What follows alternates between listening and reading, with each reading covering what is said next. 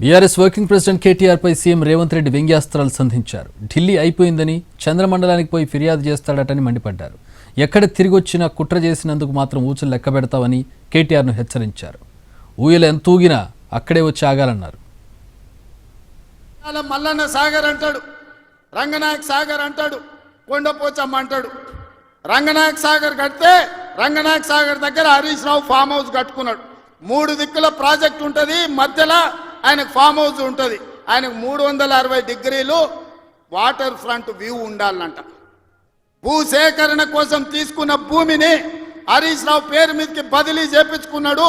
Project కోసం సేకరించిన భూములు రంగనాయక్ సాగర్ సిద్దిపేట దగ్గర ప్రాజెక్టు కోసం సేకరించిన భూములు ప్రాజెక్టుల నుంచి తొలగించి హరీష్ రావు ఫామ్ హౌస్ కట్టుకున్నాడు. దానికి లెక్క చెప్పాల్సింది హరీష్ రావు గారు. ఏం చింత చేయకు, లెక్కలు తీస్తున్నా, నీ లెక్క చెప్తా.